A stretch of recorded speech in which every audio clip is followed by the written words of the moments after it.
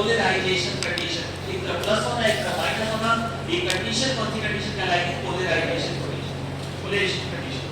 और बेटा ये केवल थ्योरेटिकल कांसेप्ट नहीं है, ये थ्योरेटिकली हमने बोला ये थ्योरेटिकल कांसेप्ट नहीं बेटा। आप लोगों ने देखा होगा, आप मूवीज में देखा होगा बेटा कि हीरो मरने वाला रहता है, क्या करते हैं डॉक्टर बेटा उसको बचाने के लिए? मरने वाला रहता है, लास्ट में लास्ट क्या करते हैं?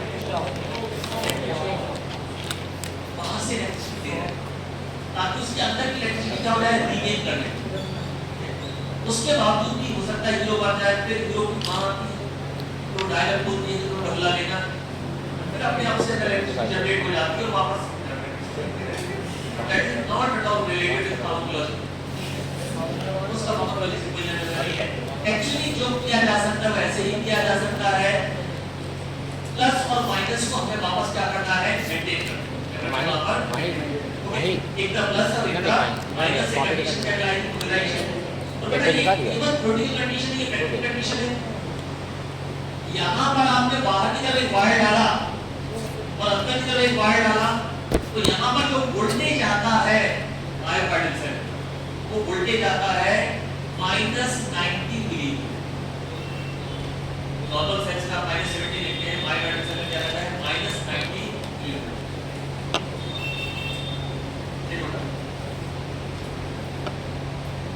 हमें क्या पता चला? बाहर प्लस और अंदर माइनस, मतलब क्या जनरेट हो रहा है? करंट। अब करंट कितना है ये जानने के लिए बेटा उन्होंने एक वायर अंदर की तरफ डाला, एक वायर बाहर की तरफ डाला और वहां पर वोल्टेज मेजर किया, तो वोल्टेज कितना आया? -90।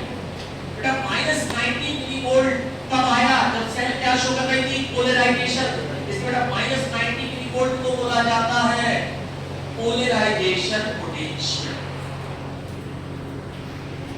-90 मिलीवोल्ट क्या कहलाता है?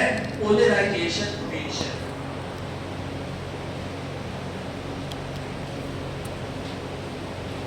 ये नॉर्मल कंडीशन बेटा सेल की -90 मिलीवोल्ट, जिसे हम क्या बोलेंगे? Polarisation potential.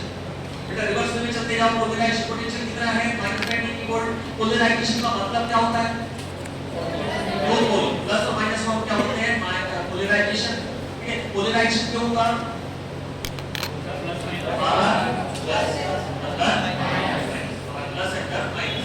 क्योंकि अंदर का माइनस बाहर नहीं जाएगा, इसके अंदर हमेशा क्या जाना रहेगा? माइनस।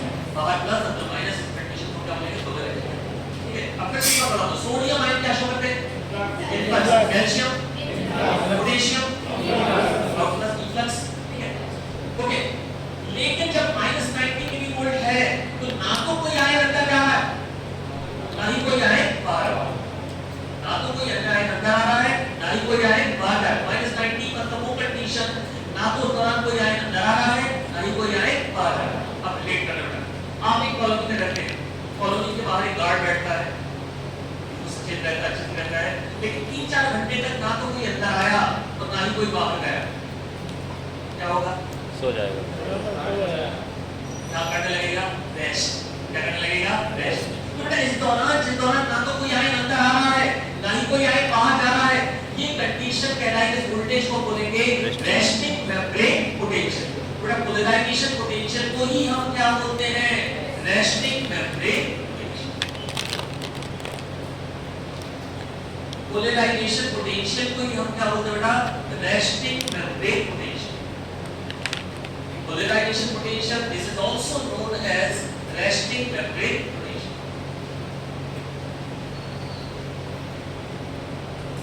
उसी को polarization potential बोलते हैं, उसी को हम क्या बोलते हैं बेटा? resting membrane potential। कितना होगा बेटा resting membrane potential? हर्ट में -90। बेटा मैं आपसे बार-बार हर्ट में इसलिए बोल रहा हूं क्योंकि नॉर्मल सेल्स में क्या हो जाता है वोल्टेज -70 होता है। बेटा आप मुझे बताओ कि नेचर ने ऐसा क्यों किया? हमारी हार्ट की इलेक्ट्रिसिटी अलग रहती है और पूरी बॉडी की इलेक्ट्रिसिटी अलग रहती है। ऐसा क्यों किया? हार्ट को पंप करना है, को रेगुलर काम करना है, लगातार काम करना है, बिना रुके काम करना है। पर हमारे लिए आसान हो गया बेटा, हमें पता करना है कि हार्ट में कोई प्रॉब्लम है तो क्या करवा लो इसी, क्योंकि उसकी इलेक्ट्रिसिटी पूरी बॉडी से अलग है। हमारे लिए आसान हो गया। तो बेटा जहां बाकी सेल्स कितनी शुगर की -70, मायोकार्डियल सेल कितना शुगर है? -90 millivolt. Polarization potential, resting membrane potential. ठीक है, ये नॉर्मल कंडीशन। अब ध्यान से बेटा, अगर बाहर का कोई पॉजिटिव आयन अंदर आता है या कैल्शियम आ रहा, बाहर का कोई भी पॉजिटिव आयन हमेशा डोमिनेट करते हैं यहाँ पे सोडियम, प्रेफरेंस कौन सा आता है सोडियम। तो अगर कोई बाहर का पॉजिटिव आयन अंदर आ रहा है तो अंदर का वोल्टेज है वो माइनस से कहां जाएगा बेटा, पॉजिटिव, वो वोल्टेज माइनस से कहां जाएगा, प्लस की तरफ। डायरेक्ट है बेटा, बाहर का प्लस अगर अंदर आ रहा है तो वोल्टेज जो -19 वोल्ट है ये माइनस से कहां जाएगा बेटा, प्लस की तरफ जाएगा। माइनस से प्लस की तरफ जाएगा मतलब किससे दूर जाएगा, पोलराइजेशन से दूर, पोलराइजेशन से दूर जाएगा। और पोलराइजेशन से दूर जाएगा इसके वजह इसको क्या बोला गया, डीपोलराइजेशन। पोलराइजेशन से दूर जाएगा क्या कहलाएगा, डीपोलराइजेशन। ये पोलराइजेशन से दूर जा रहा है इसलिए क्या बोलते हैं इसको, डीपोलराइजेशन। डीपोलराइजेशन के दौरान हमेशा जो प्रीडोमिनेंट चैनल्स रहते हैं बेटा वो रहते हैं सोडियम चैनल्स। हमेशा प्रीडोमिनेंट यही ऊपर होते हैं आपके सोडियम चैनल्स। कैल्शियम भी रहते हैं बट मेन कौन रहते हैं, सोडियम चैनल। बट अगर हमसे कोई पूछता है कि डीपोलराइजेशन में मेन चैनल्स कौन से इन्वॉल्व है तो क्या आंसर हो जाएगा, सोडियम चैनल। मेन करंट को, हर्ट के करंट को रेगुलेट करने वाले कौन से चैनल्स हैं, सोडियम चैनल। हर्ट की इलेक्ट्रिसिटी को कौन बढ़ा रहा है, सोडियम चैनल। कौन से है, सोडियम। बेटा एक चीज हमेशा के लिए रट लेना, याद कर लेना, डीपोलराइजेशन का मतलब होता है एक्साइटेशन। ये हमेशा के लिए याद कर लो, डीपोलराइजेशन का मतलब क्या होता है, एक्साइटेशन। अगर मैंने आपसे बोला कि हार्ट रेट बढ़ गई मतलब मायोकार्डियल सेल क्या हो गई, एक्साइटेड हो गई। क्या हो गई, एक्साइटेड हो गई। मतलब क्या हुआ होगा वहां पे, जब बोलो डीपोलराइजेशन। अब जल्दी बता दो वहां पर कौन से चैनल ओपन हुए होंगे, कौन से चैनल, सोडियम। बेटा अगर मैंने बोला कि इस केमिकल ने अपग्रेड करना सीखा है, मैंने आपसे बोला इस केमिकल ने हार्ट रेट को बढ़ा दिया मतलब हार्ट को क्या कर दिया, एक्साइटेड कर दिया। हार्ट को क्या कर दिया, एक्साइटेड कर दिया। हार्ट को एक्साइटेड कर दिया मतलब सेल को क्या कर दिया, मतलब उस ड्रग ने क्या किया होगा, कर रहा है सोडियम चैनल। सोडियम चैनल को क्या किया होगा, ठीक है। तो मतलब जो भी ड्रग हार्ट में सोडियम चैनल को ओपन करेंगे वो क्या करेंगे, डीपोलराइजेशन। डीपोलराइजेशन करेंगे मतलब क्या करेंगे, एक्साइटेशन। अब आप लोग इस क्वेश्चन का आंसर देंगे। एक आदमी खाने के लिए गया डॉक्टर के पास, डॉक्टर ने बोला आपकी हार्ट रेट आ रही है 250 पर मिनट, 250 बीट्स पर मिनट। इसका क्या मतलब बेटा, क्या जाता है वहां पर एक्साइटेशन, और एक्साइटेशन ज्यादा है मतलब क्या जाता है, डीपोलराइजेशन। डीपोलराइजेशन ज्यादा है मतलब कौन से चैनल ज्यादा होता है, सोडियम चैनल। कौन से चैनल ज्यादा होता है, सोडियम चैनल। अब आप इस क्वेश्चन, सोडियम चैनल ज्यादा होता है, डीपोलराइजेशन ज्यादा है, मतलब एक्साइटेशन मतलब एक्साइटेशन को क्या बोलोगे, अर्निया। क्या बोलोगे, अर्निया। आप सभी लोग इस क्वेश्चन का आंसर दो। अर्निया के ट्रीटमेंट में कौन सा ड्रग यूज करोगे, कौन सा ड्रग यूज करोगे, सोडियम चैनल ब्लॉकर। पहली क्लास में क्लास वाली आती है कैल्शियम चैनल ब्लॉकर कौन सी बताई मैंने, क्लास 4। लेकिन मेन क्लास कौन सी वाली आती है, क्लास 1 सोडियम चैनल ब्लॉकर। अगर आप सोडियम चैनल को ब्लॉक करोगे तो क्या बंद हो जाएगा बेटा, डीपोलराइजेशन। क्या हो जाएगा, एक्साइटेशन। वापस हार्ट रेट कैसे हो जाएगी, वापस हार्ट रेट कैसे हो जाएगी। इस वजह जब आप अरिथमिया वाले चैप्टर पढ़ोगे तो एंटी अरिथमिक ड्रग में पहली कैटेगरी कौन सी रहती है, सोडियम चैनल ब्लॉकर्स। अब मैं आपको दो तीन एग्जांपल दूंगा बेटा रिलेट करना। एक पर्टिकुलर पर्सन है, उसको ब्रेन में एब्नॉर्मल एक्साइटेशन हुआ, ब्रेन में एब्नॉर्मल एक्साइटेशन हुआ। और ब्रेन में एब्नॉर्मल एक्साइटेशन हुआ मतलब एब्नॉर्मल करंट जनरेट हो रहा है, फिर कम हो रहा है, फिर जनरेट हो रहा है, फिर कम हो रहा है, अनकंट्रोल्ड करंट करके कौन सी प्रॉब्लम हो जाएगी बेटा उसको, ब्रेन में एब्नॉर्मल करंट का एपिलेप्सी। इसके दौरे पड़ेंगे बेटा उसको ब्रेन। अब बेटा उसको एब्नॉर्मल एक्साइटेशन हुआ ब्रेन में, उससे क्या हुआ, एब्नॉर्मल करंट जनरेट हुआ वहां पे। इससे क्या हो रहा है बेटा, अजीब हो गई, उसके दौरे पड़ने करंट आ रहा है, जा रहा है, आ रहा है, जा रहा है, उसको काय के दौरे पड़ेंगे, ब्रेन के दौरे, एपिलेप्सी। अब आप मुझे बताओ बेटा एपिलेप्सी के ट्रीटमेंट में भी क्या दे सकते हो आप, सोडियम चैनल ब्लॉकर। बेटा आप लोग तो कोर्स में पढ़ के आए हैं drug phenytoin. Phenytoin anti epileptic drug है, actually it is sodium channel blocker. Phenytoin क्या होता है बेटा, सोडियम। अंदर क्या बेटा वो फेनिटोइन इसके कहां के चैनल को ब्लॉक कर रहा है, ब्रेन के। फेनिटोइन क्या कर रहा है, ब्रेन के सोडियम चैनल को ब्लॉक कर रहा है, इससे ब्रेन की एब्नॉर्मल एक्साइटेशन होता है ब्रेन के डीपोलराइजेशन। बेटा जब आप एंटी एपिलेप्टिक ड्रग पढ़ते हो तो एंटी एपिलेप्टिक ड्रग क्या है आपके सोडियम चैनल ब्लॉकर। एक और सब्जेक्ट एक और चैप्टर से रिलेट करना बेटा।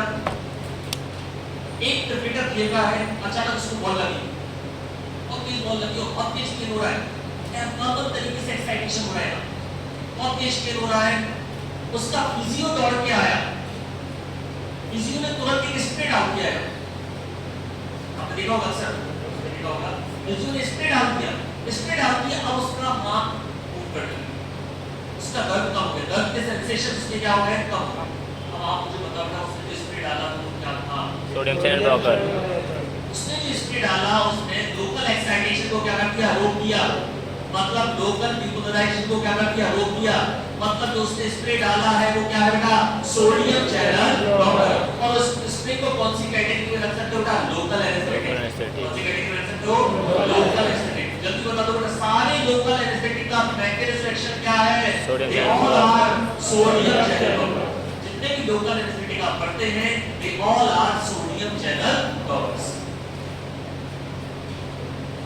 लोकल एनेस्थेटिक बेटा जैसे एग्जांपल हम कौन सा ले सकते हैं? आपने सुना होगा लिडोकेन, प्रोकेन। लिडोकेन लगा, लिडोकेन क्या है आपका? लिडोकेन क्या है? Local anaesthetic. और लोकल एनेस्थेटिक भी क्या होते हैं आपके? Sodium channel blocker. Local anaesthetic आपके क्या होते हैं? Sodium channel blocker. ठीक है। अब जो कंफ्यूजन आपको होती है बेटा फार्माकोलॉजी में, अधिकतर बच्चों को इवन में काफी सारे टीचर्स से बात करते हैं तो कुछ कंफ्यूजन होती है। अब आप इसका आंसर सब लोग दे सकते हैं, ठीक है बेटा। फेनिटोइड कौन सी कैटेगरी का ड्रग है? फेनिटोइड कौन सी कैटेगरी का ड्रग है? Anti epileptic. यूज किया जा रहा है एपिलेप्सी में। अब इस क्वेश्चन का आंसर बेटा फेनिटोइड जो एंटी एपिलेप्टिक ड्रग है जो एपिलेप्सी के ट्रीटमेंट में यूज किया जाता है, उसका उपयोग, उसका यूज अदमिया में भी किया जा सकता है। क्यों? Sodium channel blocker. बच्चे कंफ्यूज होते हैं, यार ये तो हमने एपिलेप्सी पढ़ा था, अदमिया में क्यों है? क्योंकि दोनों का मैकेनिज्म सेम है। क्या मैकेनिज्म बेटा? Sodium channel blocker. इसको ब्लॉक कर रहे हैं सोडियम। आप ये क्वेश्चन का आंसर दे सकते हैं। लिडोकेन कौन सी कैटेगरी का ड्रग है? लिडोकेन, प्रोकेनामाइड, ये क्या है आपके? Local anaesthetic. बेटा इस तरह के जितने ड्रग हैं लिडोकेन, प्रोकेनामाइड, ये जो लोकल एनेस्थेटिक है इनका भी यूज कहां किया जा सकता है? दुनिया में। आंसर से क्या हो जाएगा? यार सोडियम चैनल ब्लॉकर्स। बेटा जो भी सोडियम चैनल को ब्लॉक करेगा, हमेशा की याद रखो, जो ड्रग भी सोडियम चैनल को ब्लॉक करेगा वो क्या करेगा? डिपोलराइजेशन को करेगा। मतलब इसको कब करेगा? एक्साइटेशन। जल्दी बोलो, डिपोलराइजेशन के दौरान क्या हुआ? बाहर का प्लस अंदर की तरफ आया, इस वोल्टेज माइनस से कहां गया? प्लस की तरफ। अब बेटा इसी दौरान ये चैनल्स बंद हो गए। अब अगला सुनो बेटा, इसी दौरान ये चैनल्स बंद हो गए और ये पोटेशियम चैनल होगा, वापस अंदर का प्लस बाहर की तरफ जाने लगा।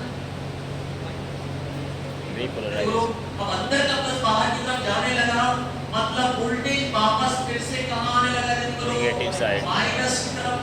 वोल्टेज वापस माइनस की तरफ आने लगा, मतलब कौन से वोल्टेज की तरफ आने लगा? माइनस साइड की तरफ। और वापस पोलराइजेशन की तरफ जाना, रिपोलराइजेशन। वापस पोलराइजेशन की तरफ जाने का मतलब लोग रिपोलराइजेशन।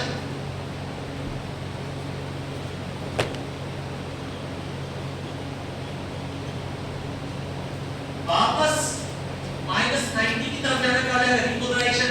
अब जल्दी मुझे चैनल्स के नाम बता दो। रिपोलराइजेशन के दौरान कौन से चैनल लोकल हुए थे? Potassium channel. तो ये अंदर का प्लस बाहर की तरफ जा रहा है, रिपोलराइजेशन के दौरान पोटेशियम चैनल लोकल हुए, इसलिए वोल्टेज वापस -90 की तरफ आया। कंडीशन क्या कहलाएगी? रिपोलराइजेशन। बेटा तीन बार चलता है, polarization, depolarization, depolarization, polarization, depolarization, depolarization. ठीक है। अब आपने कुछ देखा, तो बहुत खतरनाक था। अचानक से आपके हार्ट रेट बढ़ गई। अब आप इस भाषा में बात करेंगे। अचानक से आपके हार्ट रेट बढ़ गई, मतलब क्या हुआ? डिपोलराइजेशन। कौन से चैनल ओपन हो गए? आप सुबह उठे, अचानक आप घबरा गए, क्या हुआ? Excitation, depolarization. ठीक है। फिर थोड़ी देर बाद देखकर आईने में अरे नहीं, ठीक है, आपको लगा कोई खतरा नहीं है, ब्रेन तक मैसेज पहुंचा कि कोई खतरा नहीं है, कोई खतरा नहीं है, तो वापस ब्रेन ने क्या करना है बेटा? एक्साइटेशन को क्या करना है? कम करना है। और एक्साइटेशन को कम करने के लिए बेटा क्या करना पड़ेगा? वो क्या करेगा? पोटेशियम चैनल को क्या करेगा? ओपन करेगा। और पोटेशियम चैनल क्या करेगा बेटा? पहले तो रिपोलराइजेशन, लेकिन उसके बावजूद भी पोटेशियम चैनल ओपन होता रहेगा। मतलब अगर उसके बावजूद भी पोटेशियम चैनल ओपन होता रहेगा तो क्या होगा? वोल्टेज -90 से और नीचे चला जाएगा, -100 पे जा सकता है, -110 पे जा सकता है। तो माइनस का और माइनस में जाना क्या हो जाएगा? हाइपरपोलराइजेशन।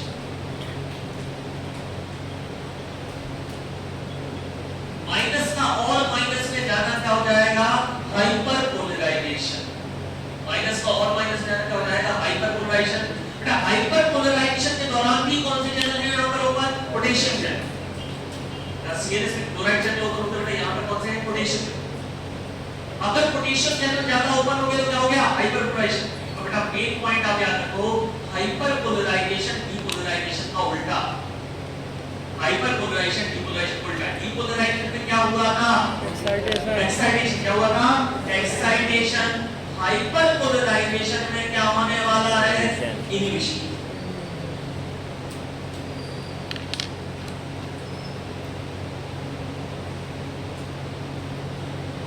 डीपोलराइजेशन में क्या होगा? एक्साइटेशन। हाइपरपोलराइजेशन में क्या होने वाला है? इनहिबिशन। ओके बेटा, अगर मैंने बोला कि एक्साइटेटरी न्यूरोट्रांसमीटर रिलीज हुआ है तो हार्ट रेट को बढ़ा रहा है, मतलब क्या उसके चैनल ओपन हुए? सोडियम मेटाबॉलिक कॉन्स्टेंट ओपन हुए, सोडियम चैनल। ठीक है, एक ऐसा केमिकल रिलीज हुआ है जो हार्ट रेट को कम कर रहा है, पोटेशियम चैनल ओपन हुए। कॉन्स्टेंट ओपन हुए पोटेशियम। अब आप मुझे इस क्वेश्चन का आंसर देखिएगा। लास्ट क्लास में हम लोग डिस्कस कर रहे थे, तो आप पहले कई बार सुन चुके हो, एसिटाइलकोलिन हार्ट रेट को कम करता है। एसिटाइलकोलिन क्या करता है? हार्ट रेट को कम करता है। मतलब हार्ट में क्या शो करता है? इनहिबिशन। अब जल्दी से मुझे बता दो एसिटाइलकोलिन का mechanism of action. Potassium channel open है। एसिटाइलकोलिन क्या करेगा बेटा? पोटेशियम चैनल को ओपन करेगा। एसिटाइलकोलिन का मैकेनिज्म क्या हो जाएगा? किसको ओपन करेगा? पोटेशियम चैनल को ओपन करेगा। मतलब क्या करेगा? देखो हाइपरपोलराइजेशन। हाइपरपोलराइजेशन मतलब क्या होता है? इनहिबिशन। हाइपरपोलराइजेशन का मतलब क्या होता है? हार्ट रेट का बढ़ना मतलब एक्साइटेशन, मतलब डीपोलराइजेशन। वापस कम होना मतलब हाइपरपोलराइजेशन, मतलब इनहिबिशन। बढ़ना क्या हो जाएगा बेटा? डीपोलराइजेशन। कम होना क्या हो जाएगा? Hyperpolarization, inhibition. बढ़ने के कौन से चैनल ओपन हुए? सोडियम। कम होने के कौन से चैनल ओपन हुए? पोटेशियम। ठीक है बेटा, ये हमेशा दो शब्द याद रखना, क्योंकि आपको कितने सीधी लाइन दिख रही है। This drug hyperpolarize the myocardial cell. क्या लिखा होगा? This drug hyperpolarize the myocardial cell. इसका मतलब ये ड्रग क्या कर रही है? पोटेशियम चैनल को ओपन कर रही है। उससे क्या हो रहा है? इनहिबिशन। और इनहिबिशन हो रहा है मतलब हार्ट रेट क्या हो रही है? एक छोटा सा पार्ट हमने डिस्कस किया। मैं आपसे इसकी बार-बार रिपीट कर रहा हूँ, ये मुझसे समझ में नहीं आएगा और आप एक बार एक मिनट में आपस में डिस्कस करो। नहीं समझ में आएगा सबसे पूरा अगर एक क्लियर नहीं हुआ पूरी चीजें समझ में नहीं आएगी। नेक्स्ट बेसिक सीखूंगा वो मुझसे समझ में नहीं आएगा। एक बार जल्दी से उस पे कर आपस में डिस्कस करो। नहीं समझ में आएगा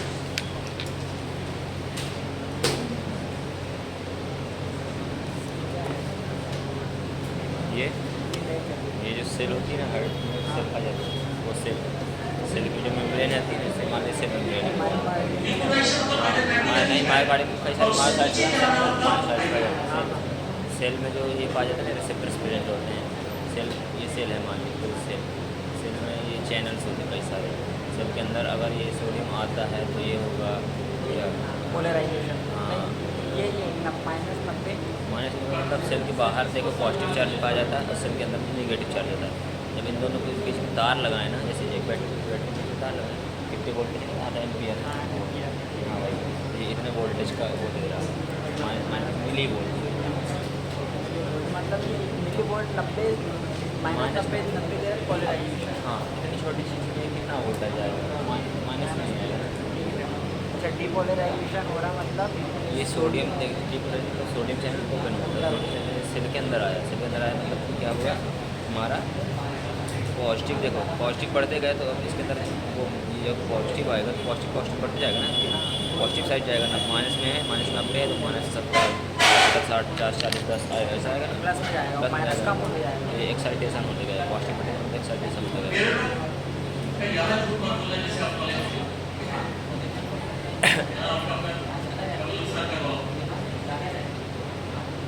छोटी छोटी चीजें आपसे बात पूछोगे सर ये क्या है मुझे पता नहीं,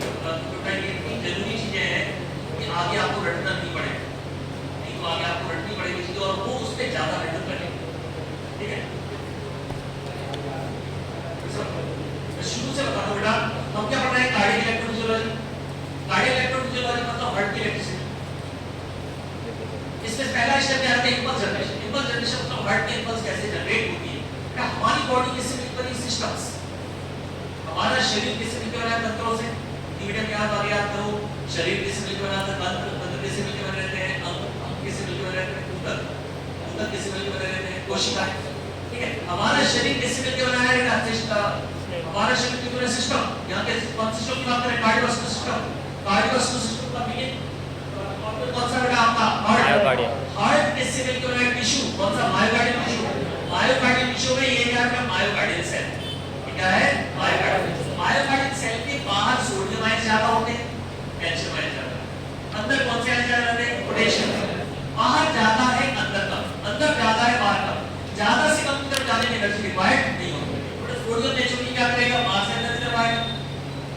कैल्शियम बाहर से अंदर की तरफ आएगा, मूवमेंट होगा इसमें। पोटेशियम अंदर से बाहर आएगा। पोटेशियम अंदर से बाहर की तरफ जाएगा। आयंस का बाहर से अंदर की तरफ आना इनफ्लक्स, अंदर से बाहर की तरफ जाना इनफ्लक्स। लेकिन बेटा जो अंदर प्रोटीन्स रहते हैं सेल के अंदर वो भी कर पाते हैं, ऊपर कौन सा है? माइनस। तो बेटा अंदर का माइनस बाहर नहीं जा सकता है, बाहर का प्लस तो अंदर आ सकता है। इस बेटा अंदर कौन सा चार्ज रहता है? माइनस। ऑपरेट की बात करते हैं प्लस, एक तरफ प्लस, एक तरफ माइनस, एक तरफ प्लस, एक तरफ माइनस। तो हमारी हर कोशिका का काम कर रही है एक बैटरी का। बैटरी में क्या होता है बेटा? Plus minus. इसके कहां करंट जनरेट हुआ? कोशिका में, सेल में, मतलब कहां जनरेट हुआ? टिश्यू में, मतलब कहां पर? ऑर्गन में, मतलब सिस्टम। ठीक है, तो यहाँ पर अंदर ज्यादा, अंदर माइनस ज्यादा है, बाहर प्लस ज्यादा है। और ये कंडीशन मतलब दो पोल। आजकल आपने सुना होगा ये जो पार्टी है ये बीजेपी पोलराइजेशन कर रही है, कांग्रेस ध्रुवीकरण कर रही है। ध्रुवीकरण मतलब दो पोल क्रिएट कर देना। यहाँ भी क्या बेटा क्या क्रिएट हुआ? पोलराइजेशन। एक तरफ प्लस और एक तरफ क्या है? माइनस। दो पोल क्रिएट हो गए। इस कंडीशन को हम क्या बोलते हैं? पोलराइजेशन। इस दौरान वोल्टेज कितना होता है सेल के अंदर? माइनस में। अब अगर बाहर का प्लस अंदर की तरफ आया तो अंदर का जो माइनस का वोल्टेज ये भी कहां जाएगा? प्लस की तरफ। तो माइनस से प्लस की तरफ जाना, माइनस से प्लस की तरफ जाना क्या हो जाएगा? डीपोलराइजेशन। हमने क्या पढ़ा बेटा? डीपोलराइजेशन का मतलब क्या होता है? एक्साइटेशन। डीपोलराइजेशन मतलब एक्साइटेशन। जब भी आपसे कोई बोलता है हार्ट रेट बढ़ गई, आपके दिमाग में पहले चीज आनी चाहिए क्या हुआ? एक्साइटेशन। मतलब क्या हुआ होगा? डीपोलराइजेशन। मतलब कौन से चैनल ओपन हो गए? सोडियम। सोडियम चैनल क्या करता है बेटा? डीपोलराइजेशन मतलब क्या करेगा? एक्साइटेशन। प्रीडोमिनेंट। कैल्शियम का बिल्कुल बेहतर है कि ये करता है सोडियम। वापस माइनस की तरफ आना बेटा, वापस माइनस की तरफ कैसे आएंगे? फिर हमारा प्लस बाहर की तरफ जाता है, क्या हो जाएगा? डीपोलराइजेशन। इसका बेटा आपने एक वीडियो देखा, कोई मोटिवेशन बच्चों ने मोटिवेशन वीडियो आपने देखा, संदीप माहेश्वरी, विवेक मित्रा, सामू शर्मा, उस दिन आप कहीं कर बस अपने फेवरेट टाइम बोली, बस लंच शुरू। क्या हो गए हो आप? एक्साइटेड। क्या हो गए आप? डीपोलराइज। फिर अगले दिन सुबह आप उठे, थोड़ा सा कम था, दोपहर तक थोड़ा सा जोश और कम हो गया, अगले दिन शाम को आप फिर से मैनेज हो गए, वापस क्या हो गए? डीपोलराइज। क्या हो गए? डीपोलराइज। ठीक है, तो डीपोलराइजेशन का क्या हो गया बेटा? डीपोलराइजेशन आप डिप्रेशन में चले जाना और नेगेटिव चले जाना, हाइपरपोलराइजेशन। अगर प्लस पोटेशियम चैनल ओपन करे मतलब अंदर प्लस बाहर जाता जा रहा है, मतलब वोल्टेज कैसा हो रहा है? माइनस से और माइनस में, माइनस में माइनस का और माइनस जाना क्या हो जाएगा? तो दो चीजें हमेशा याद रखना। कौन सी याद रखना? डीपोलराइजेशन मतलब एक्साइटेशन, हाइपरपोलराइजेशन मतलब इनिशिएशन। डीपोलराइजेशन का मतलब क्या है? एक्साइटेशन। हाइपरपोलराइजेशन का मतलब क्या है? यहाँ पर इनिशिएशन। ओके, अक्सर जब घर में जाता हूँ तो मेरी समझ नहीं बोलती है कि बच्चों को थोड़ा पढ़ा दो, लेकिन मैं कभी अपने बच्चों से पढ़ाई की बात नहीं करता, क्योंकि कॉलेज में पढ़ाई, फिर उसका कोचिंग में पढ़ाई, फिर रिसर्च की तरह पढ़ाई की बात नहीं करता। बड़े उनसे जो भी बात करते हैं तो उनको पढ़ाई की बात नहीं करता। तो बच्चों को, मेरे बच्चों को लगता है पापा को कुछ नहीं आता, वो बड़े क्लियर है। पापा, मेरी बेटी बोलती है पापा आपको दिया है, पापा आपको ये पता नहीं, पापा आपको आज तो बेटा भी बोलने लगा। आजकल बच्चे बड़े स्मार्ट है, पहले तो मैं डरा दिया जाता था बाबा आ रहा है, आजकल बच्चों को डरा दो बाबा आ रहा है। ऐसा रहता है कि यार इंटरेस्ट किया क्या है। कई बार ऐसा रहता है कि मतलब उनके जैसे हम पिछले 2 साल में देखा होगा कि पानी बहुत गिरा, जैसे हम इस साल में बहुत गिरा, हम हमारे मीनार वाला एरिया में पानी भर जाता था, पानी भर गया। अब मेरी बेटी, हम लोग डर रहे हैं यार पानी आ रहा है, दफ्तर में कमाने लगा, फिर गैरेज बनाने लगा। बेटी कमेंट्री कर रही, पापा अभी बाहर तक आ गया, पापा अभी अंदर आने वाला है, पापा और अंदर आने वाला है। ठीक है, अच्छा इस दौरान हर किसी का अलग अलग रहता है, मतलब वो कितनी परेशानी में लोग हमारे पीछे कुछ बच्चियां रहती हैं, एक कॉलेज में पढ़ती है, वो इस दौरान गाने बजा रही थी, घर गिराए बज रहा है।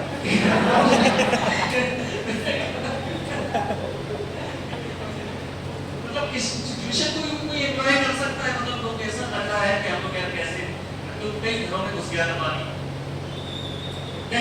मेरी बेटी हमेशा बोलती है, जब वो बड़ी हो गई है तो जब वो 4-5 साल की, मुझे हमेशा बोलती पापा आपको एबीसीडी नहीं आती, तो नहीं आती तो नहीं आती। मैंने कहा अपने स्टूडेंट्स को बताऊंगा A B C D E F G H I J K, यही तक आती है। ओके, आपको क्या याद रखना बेटा? डीपोलराइजेशन मतलब एक्साइटेशन। क्या रखना है? डीपोलराइजेशन मतलब एक्साइटेशन, हाइपरपोलराइजेशन मतलब इनिबिशन। क्या रहेगा? डीपोलराइजेशन मतलब एक्साइटेशन, हाइपरपोलराइजेशन मतलब इनिबिशन। जब भी डीपोलराइजेशन होगा मतलब क्या होगा बेटा? एक्साइटेशन। हाइपरपोलराइजेशन मतलब होगा क्या होगा? इनिबिशन। मैंने बोला हार्ट रेट कम हो गई, तुरंत समझ जाओगे हार्ट रेट कम हुई मतलब क्या होगा? इनिबिशन। मतलब क्या होगा? हाइपरपोलराइजेशन। मतलब कौन से चैनल ओपन होंगे? जल्दी बोलो, पोटेशियम। जब भी हार्ट में पोटेशियम चैनल ओपन होंगे क्या होगा? हाइपरपोलराइजेशन। हाइपरपोलराइजेशन क्या होगा? Inhibition.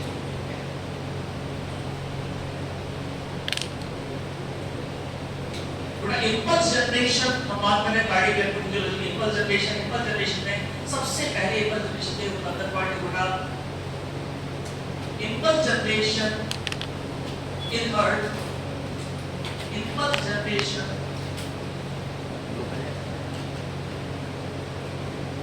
in heart depends on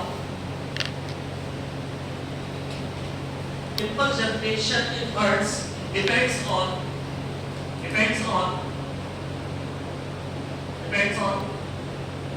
type of fibers.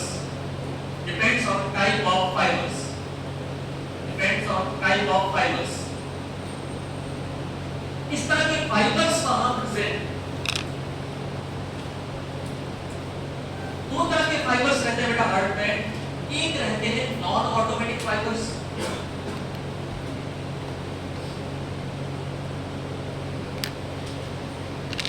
दूसरे रहते हैं आपके ऑटोमेटिक फाइबर्स।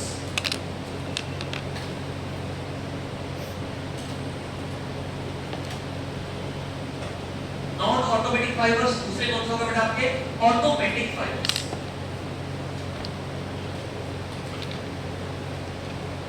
अब जल्दी मुझे बताओ बेटा, नॉन ऑटोमेटिक फाइबर्स से क्या समझ में आ रहा है बेटा नाम से आपको?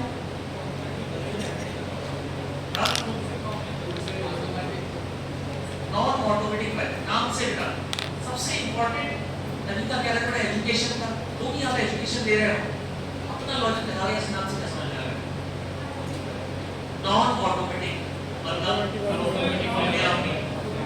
अच्छा बताओ, आप लोग इतने लोग क्या बैठे हो, आप अपने आप को ऑटोमेटिक मानते हो मतलब सेल्फ मोटिवेटेड हो, या नॉन ऑटोमेटिक मानते हो कि किसी दूसरे पर डिपेंडेंट? ऑटोमेटिक रहते हैं, सेल्फ मोटिवेटेड रहते हैं, उन्हें एक्सटर्नल एजुकेशन की जरूरत नहीं पड़ती, हमेशा ही रहते हैं। एक बार सौरभ गांगुली से क्वेश्चन पूछा गया जब कप्तान थे, आप भारत के खिलाड़ियों को कैसे मोटिवेट करते हैं? आप गजब के कप्तान हैं, आप ये मतलब पूछते हैं ऐसे क्वेश्चन। सौरभ गांगुली ने आंसर दिया, कैसे पता चले आप? जो भारत की टीम में खेल रहा है, क्या मुझे उसको मोटिवेट करने की जरूरत है? टीम में होना ही क्या है? Self motivation. आप 140 करोड़ लोगों में से चुने गए हैं 11 लोग।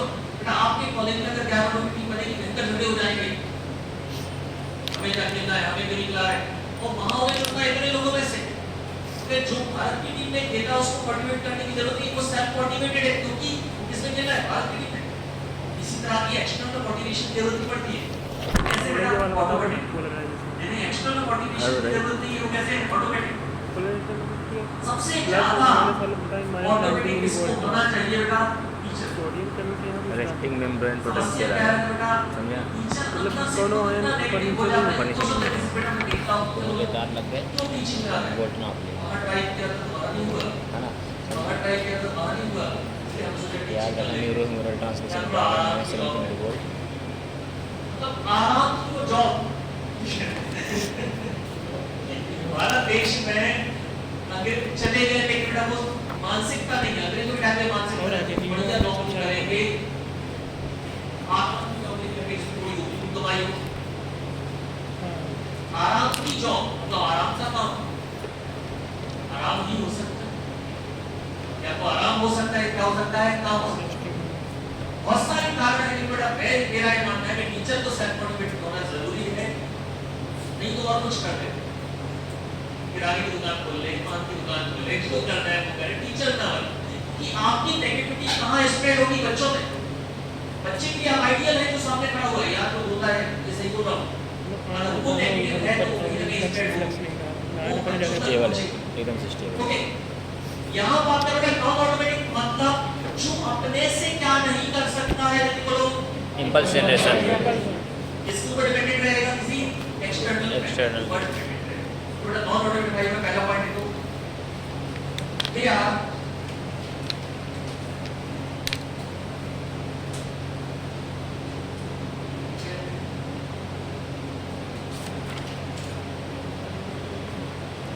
बात नहीं कर सकता है सर से दिखा दिखाता है तो they are ordinary working like ये बनवा they are ordinary working they are ordinary working they are ordinary working myocardial fibers they are ordinary working myocardial fibers myocardial fibers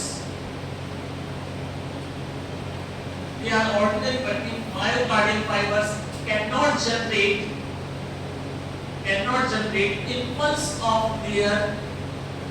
cannot generate impulse of their own. Their ordinary working myocardial fibers cannot generate impulse of their own. वो अपनी खुद की impulse generate नहीं कर सकते. इसलिए बेटा क्या बोलते हैं तो non autonomy their ordinary working myocardial fiber cannot generate impulse of their own. वो अपनी खुद की impulse generate नहीं कर सकते. Okay. Next point है बेटा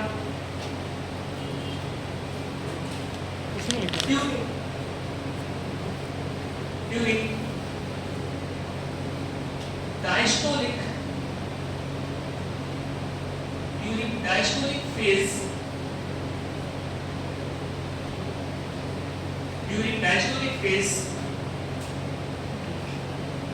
during diastolic phase resting membrane potential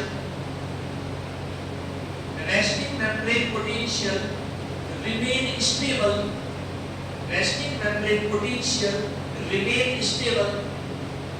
resting membrane potential remain stable at minus 90 millimeter at minus 90 millimeter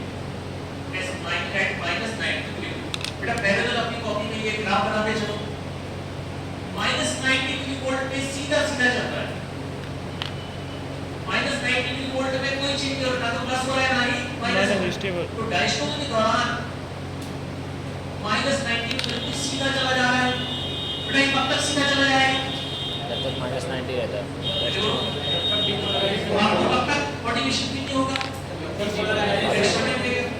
अभी चल रहा है ये minus 90 मिलीवोल्ट तक वो सीधा चला जा रहा है लेकिन जैसे उन्हें स्टिमुलेशन देगा इस बार बेटा पास में ऐसे बोर्ड बड़ा बढ़ से स्टिमुलेट कर दिया ठीक है जैसे ही उन्हें स्टिमुलेशन मिलेगा कौन सी चैनल ओपन होगा बेटा सोडियम बेटा नेक्स्ट पॉइंट when लाइट आ गया और यार light when they stimulated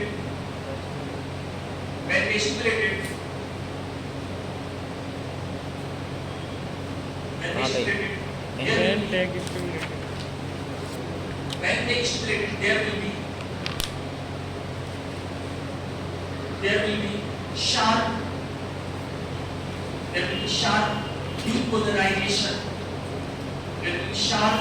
depolarization there will be sharp depolarisation, depolarisation मतलब क्या पढ़ा था हमने, ऊपर की तरफ जाता है माइनस से प्लस की तरफ जाता है, there will be sharp depolarisation up to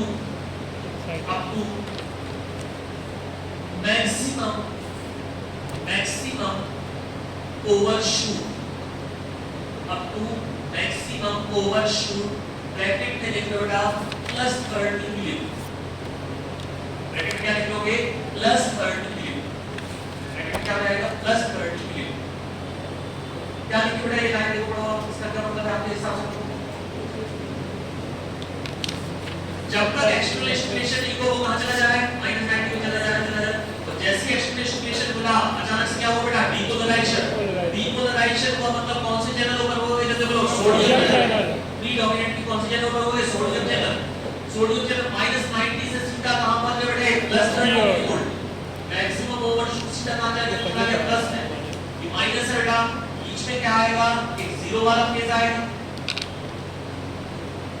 और ऊपर क्या आएगा बेटा प्लस माइनस क्या आएगा प्लस, जीरो ऊपर क्या आएगा प्लस, कहां पर गया प्लस 30 वोल्ट, कौन से चैनल ओपन हुए बेटा इस दौरान सोडियम चैनल, कौन से चैनल ओपन हुए सोडियम चैनल,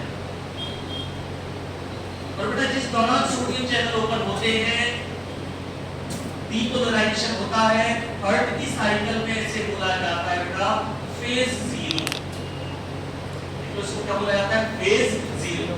तो आगे जाके बेटा जब आप एंटी एरेथमिक ड्रग पढ़ोगे तो बेटा रिलेट करना सीखना, एंटी एरेथमिक ड्रग में हम क्या करने वाले हैं, एंटी एरेथमिक ड्रग में एरिथमिया को कम करने वाले हैं, एक्साइटेशन को कम करने वाले, मतलब यदि बोलो डीपोलराइजेशन को कम करने वाले, मतलब एक कैटेगरी कौन सी सोडियम चैनल, सोडियम चैनल को कम करने वाले मतलब एक टारगेट ड्रग इंस्पेक्टर के एग्जाम में क्वेश्चन आया था, एंटी एरेथमिक ड्रग में कौन से फेज को मेनली आप टारगेट करते हैं जीरो फेज, कौन से फेज को टारगेट करते हैं जीरो फेज मतलब कौन से चैनल है सोडियम चैनल वाला फेज कौन सा कहलाता है फेज जीरो, कौन सा कहलाता है फेज जीरो मतलब कौन से channel sodium channel, phase zero मतलब कौन क्या होना बेटा डीपोलराइजेशन का फेज जीरो, जहां पर कौन से चैनल ओपन हुए हैं सोडियम चैनल, नहीं है सर ओके। क्वेश्चन पूछा गया था in the treatment of arrhythmia we will target this phase of cardiac cycle, इस फेज को हम टारगेट करते हैं ट्रीटमेंट ऑफ अरिथमिया में, तो कौन से फेज को टारगेट करोगे बेटा जहां पर एक्साइटेशन हो रहा हो, एक्साइटेशन को क्या बोलते हैं डीपोलराइजेशन के कौन से चैनल बेटा सोडियम चैनल, बेटा वो फेज कौन सा है आपका फेज जीरो इसको कहता है फेज।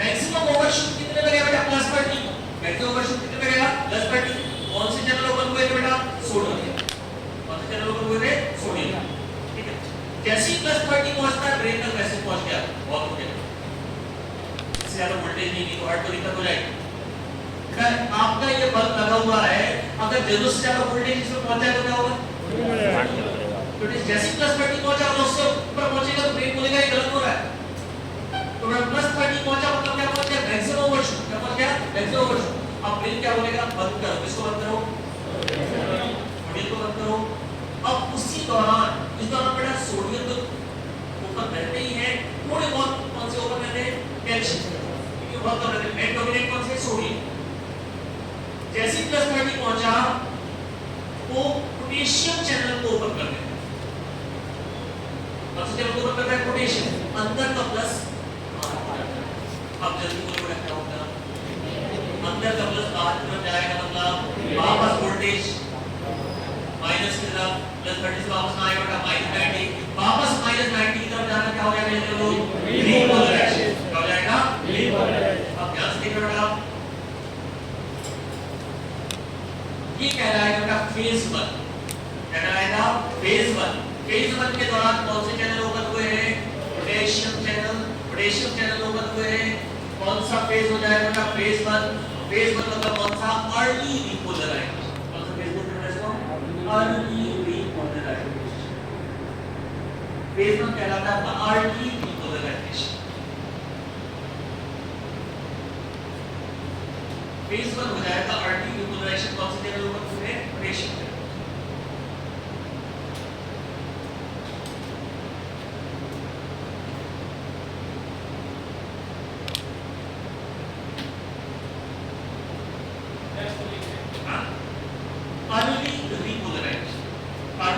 जल्दी बात अर्ली रीपोलराइजेशन, शुरुआत का रीपोलराइजेशन, अर्ली रीपोलराइजेशन। अब यहाँ पे थोड़ा ध्यान से, अगर ये लगातार पोटेशियम चैनल ओपन रहते तो क्या हो जाता, बताइए इसको, जरा बताओ। अगर लगातार पोटेशियम चैनल ओपन रहते तो क्या हो जाता, पहले तो री होगा, उसके नीचे लगा क्या हो जाता, हाइपर।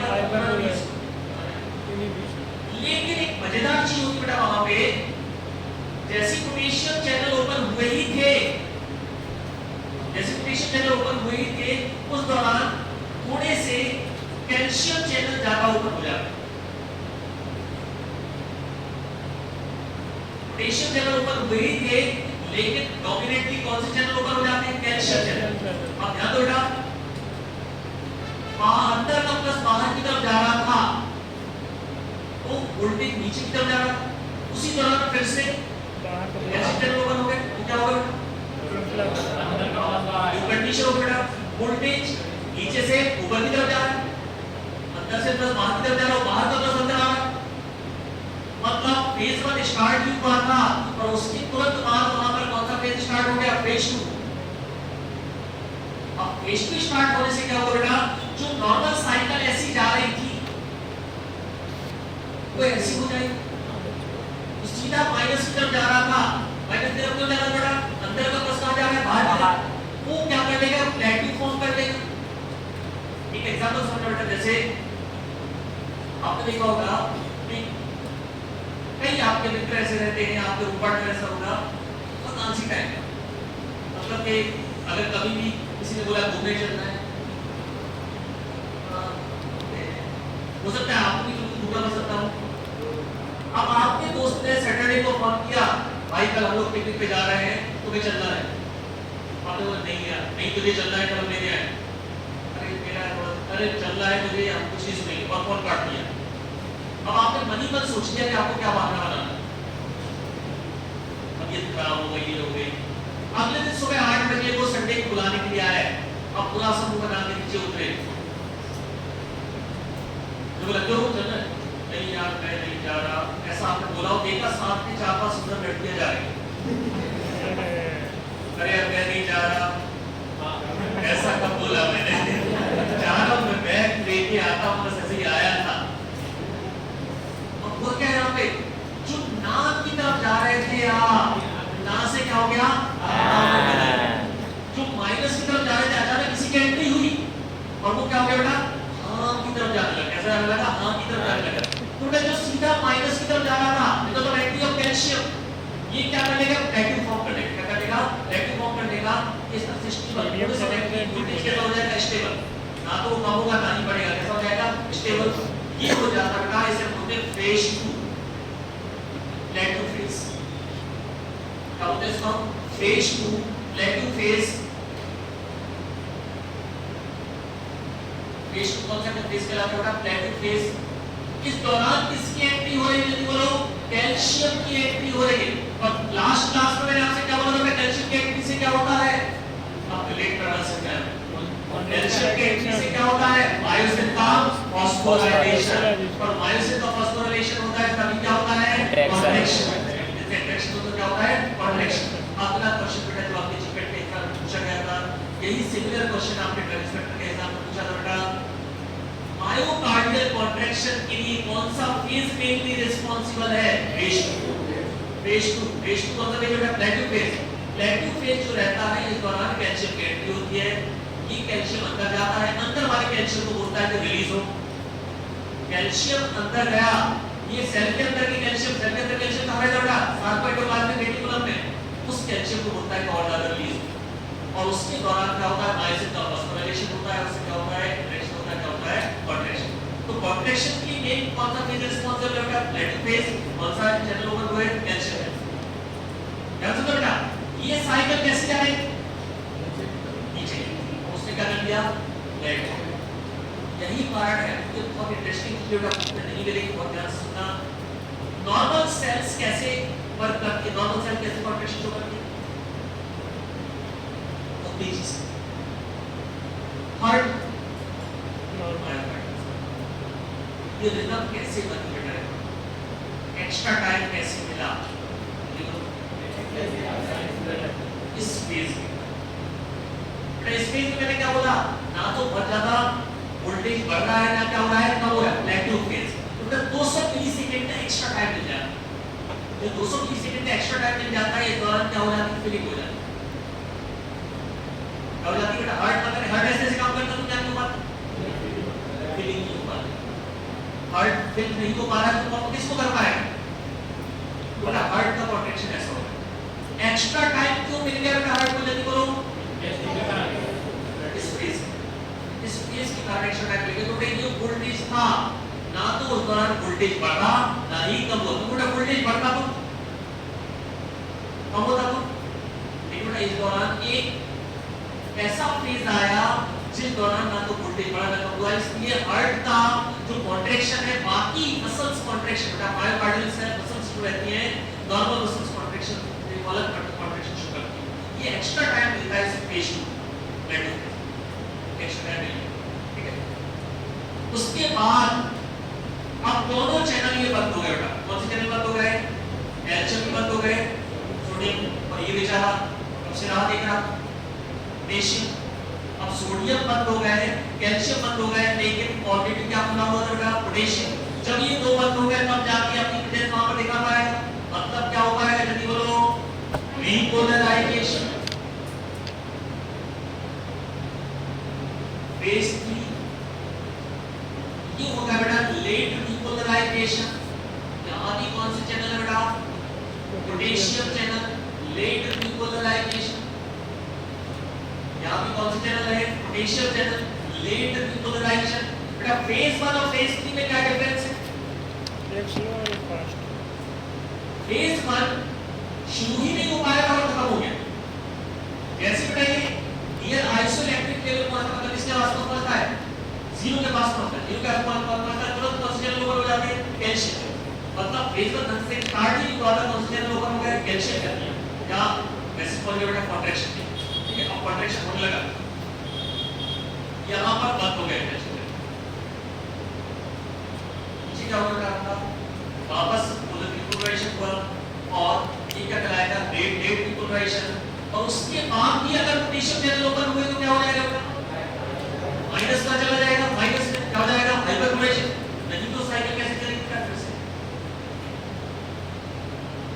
बेटा टोटल 5 फेज होते हैं, 0 1 2 3। अगर पोटेशियम चैनल्स के बाद भी ओपन रहते तो माइनस कहां चला जाएगा बेटा, और माइनस में चला जाएगा, माइनस का और माइनस में जाना तो क्या हो जाएगा, हाइपरपोलेशन। नहीं तो वापस क्या हो जाएगा, -90 से जाना पड़ेगा, कई साइकिल स्टार्ट। इस साइकिल कौन से स्टार्ट हो जाएगी, अगेन बेटा 0 1 2 3 0 1 2 3 0 1 2 3 4 0 1 2 3 4 ये लगातार साइकिल। तो नॉन ऑटोमेटिक फाइबर में किसकी बात कर रहे हैं, किसके ऊपर डिपेंड कर रहे हैं, non automatic fibre. Non automatic fibre किसके ऊपर डिपेंड कर रहा है, स्टिमुलेशन के एक्शन। इसके ऊपर डिपेंड करता है एक्शन। उसका अपना खुद नहीं है बेटा कि वो खुद से इनपुट जनरेट कर सके। किसके ऊपर डिपेंड कर रहा है, एक्सटर्नल पोटेंशियल के ऊपर डिपेंड कर रहा है, एक्सटर्नल स्टिमुलेशन पर डिपेंड कर रहा है। और जैसे ही एक्सटर्नल स्टिमुलेशन मिला तुरंत क्या होगा, depolarisation, early depolarisation, late phase, late depolarisation, action depolarisation, फिर से क्या करेगा बेटा, वाइब्रेट पोटेंशियल करेगा। अगर और होगा तो और माइनस में चला जाएगा, ये कुछ सीधा चलेगा माइनस में। ये लगातार चलता रहेगा बेटा, ये मेन साइकिल। ये किसकी साइकिल बेटा, नॉन ऑटोमेटिक फाइबर। कंट्रोल ध्यान से। चौथा का लिखा है नो, चौथा का ये लिखा है रेस्टिंग में मेरे प्रोसीजर से जाएगा, वापस से रेस्टिंग में रहा, फिर वापस से रेस्टिंग चला जाएगा। रेस्टिंग लिख दी। हाँ, कुछ ना लिखा जाता, ये लाइन देख के समझ जाए, नहीं तो लिख दे RMP लिख दिया, रेस्टिंग में मेरे प्रोसीजर से हमने लिख दिया कुछ -90 चाहे लिख दिया, आगे ये लाइन का -90 MB बना दे, है कि नहीं, समझ चाहिए, हम बना देते।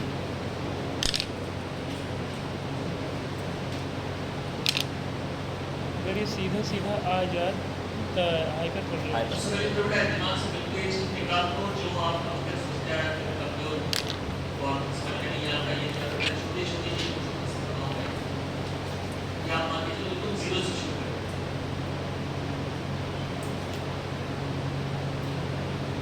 देखो फेज 3 में क्या हुआ, फेज 2 में क्या हुआ, कैल्शियम चैनल ओपन हुए और तो एक्स्ट्रा टाइम लगी।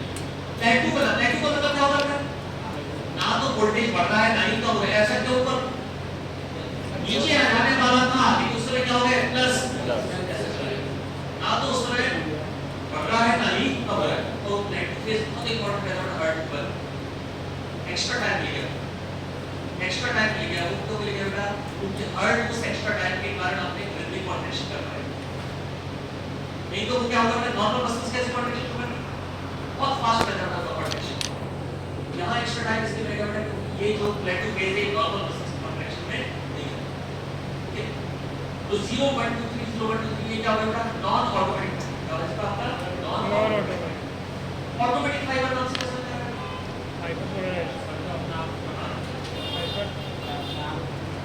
नॉन ऑटोमेटिक फाइबर मतलब बेटा इसकी रिक्वायरमेंट नहीं है, एक्सटर्नल स्टिमुलेशन रिक्वायर्ड नहीं।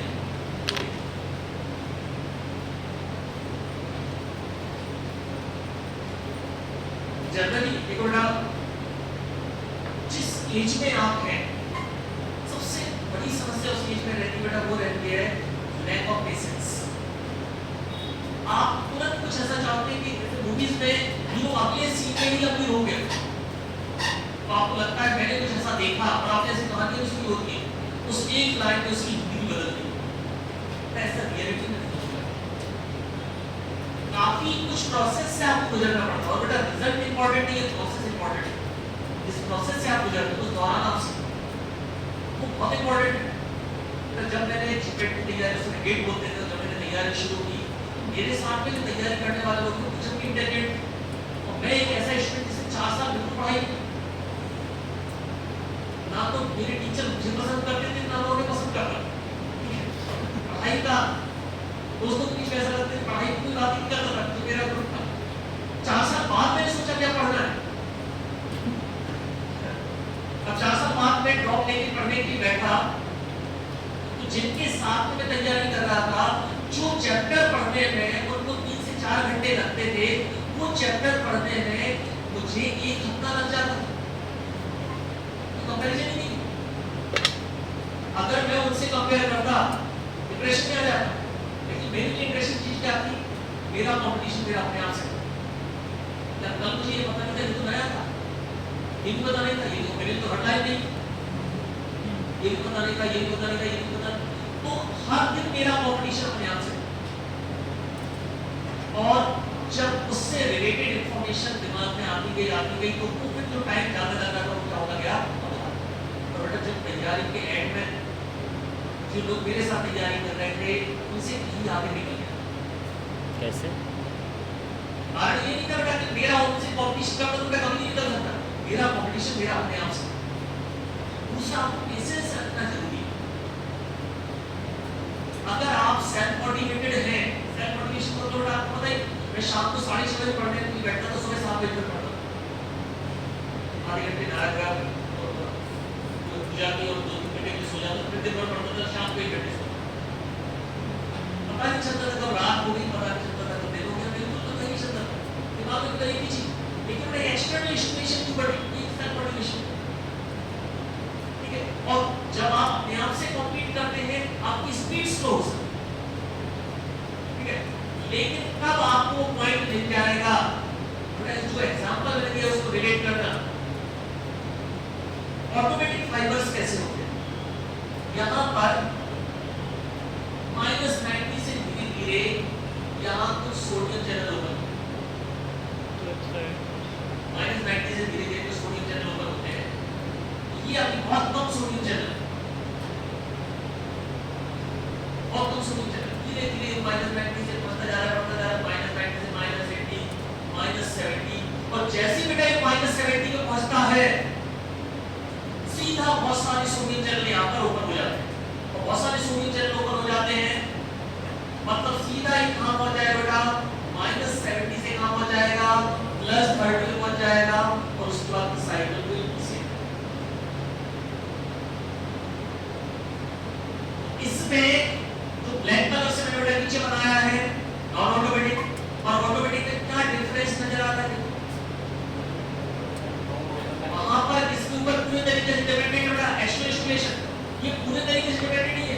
तो आज आप किसी चीज की तैयारी कर रहे हैं धीरे धीरे धीरे धीरे अपना काम करते जाओ,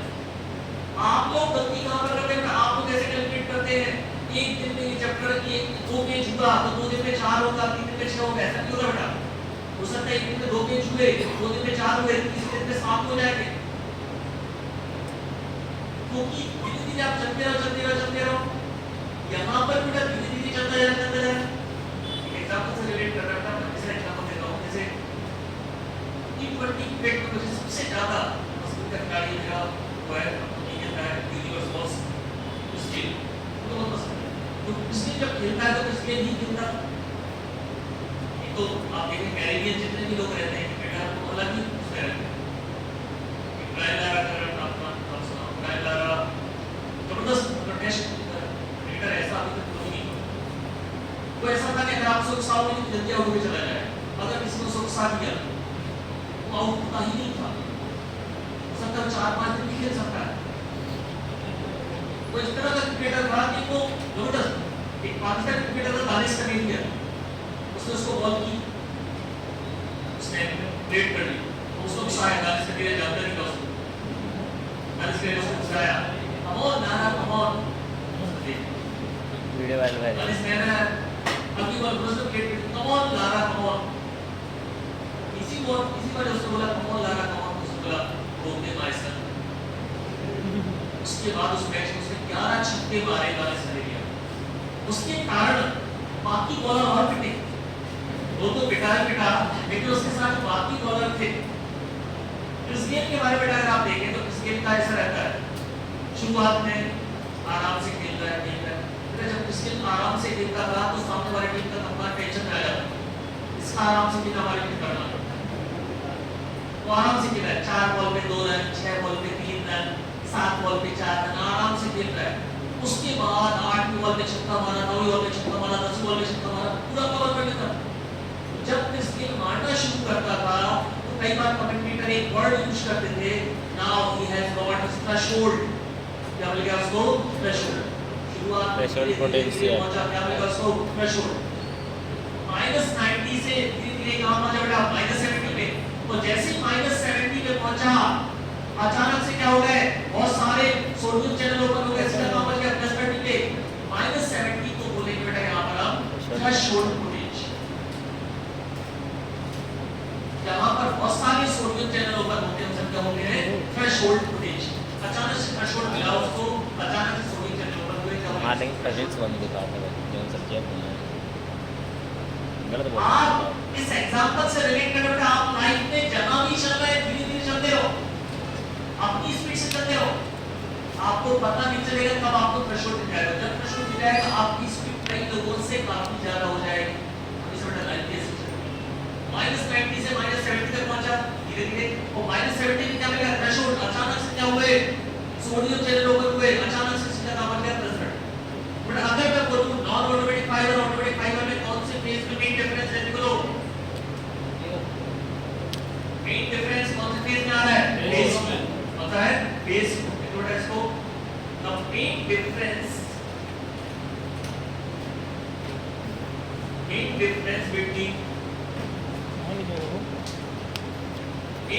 between automatic fiber and non-automatic fiber, automatic fiber and non-automatic fiber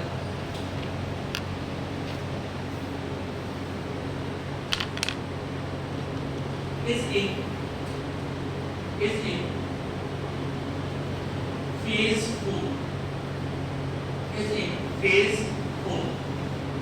Main difference between automatic fiber and non-automatic fiber is in phase 4. Phase 4 बेटा जहां पर आपने लिखा है ब्रैकेट में लिख दो slow diastolic depolymerization. Slow diastolic depolymerization. phase 4 लिख दो, phase 4 क्या कहलाता है? Slow diastolic depolymerization. बेटा ये वो समय है जब हार्ट डायस्टोल शो कर रहा है, मतलब हार्ट क्या कर रहा है बेटा? रिलैक्स हो रहा है और एक नए कॉन्ट्रैक्शन की तैयारी कर रहा है। हार्ट क्या हुआ?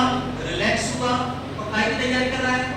नए कॉन्ट्रैक्शन। जैसे बेटा आपने अगर देखा हो, बोला जाता है कि लॉयन अगर 2 कदम पीछे देता है मतलब आगे आने के लिए आगे की तैयारी कर रहा है, आगे की लंबी छलांग की तैयारी कर रहा है। तो यहाँ पर अगर ये रिलैक्स हो रहा है तो लोगों को क्या लगता है बेटा कि हाइपरपोलराइजेशन होना चाहिए, लेकिन बेटा ये वो समय है कि जब ये रिलैक्स जरूर हो रहा है लेकिन बेटा इसमें एक इंपल्स जा रही है पैरेलल जो उसको फाइट की तैयारी कर रहा है नहीं, और बेटा वो नहीं इंपल्स के आसपास से स्टार्ट हो जाएगी -90 से -70 का आराम से गया रिलैक्स हो गए, तो -70 से क्या हो गई नई साइकिल वहां पर क्या हो गई स्टार्ट। ये क्या करना है आपका ऑटोमेटिक पाई, केवल एक अंतर आपको याद रखना बेटा ऑटोमेटिक पाई और नॉन ऑटोमेटिक पाई में क्या डिफरेंस नजर आ रहा है, बेस कोड का कैसा डिफरेंस नजर आ रहा है, क्या डिफरेंस नजर आ रहा है। यहाँ पे एक इंपल्स जो जनरेट हुई है वो अपने आप हुई है, यहाँ पर इसके ऊपर डिपेंड कर रहा है एक्सटर्नल स्टिमुलस, और कौन सा फेज है वो फेज को क्या होते हैं स्लो डायस्टोलिक है। तो पहला मेन पार्ट हमारा कंप्लीट हो गया इंपल्स जनरेशन। प्लेस फोर का वर्ड है स्लो फिर लिखी में डायस्टोलिक फेज। इसको बड़ी दिक्कत आएगा अभी क्लास देखिए बेटा आपके लिए बेटा केवल ये है आपको तो माता की कसम आज जाने सोने से पहले को 10 मिनट रिवीजन कर कल आप पलट लेना एक बार पेज 5 मिनट ही पलट लोगे तो दिमाग बैठ जाएगा। फोटो ले लो यार उसको। अरे माई भाई नेक्स्ट क्लास में पढ़ेंगे बेटा हम बात में कंडक्शन एक्साइटिंग आइडिया है।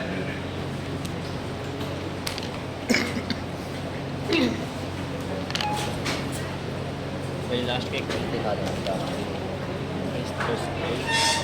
प्लेस फोर स्लो डायस्टोलिक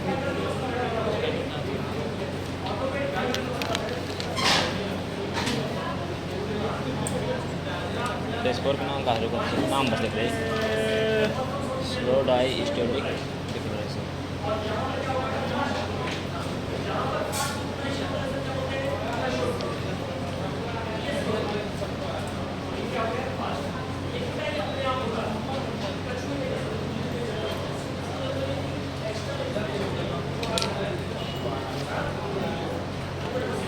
क्या हम होगा कॉपी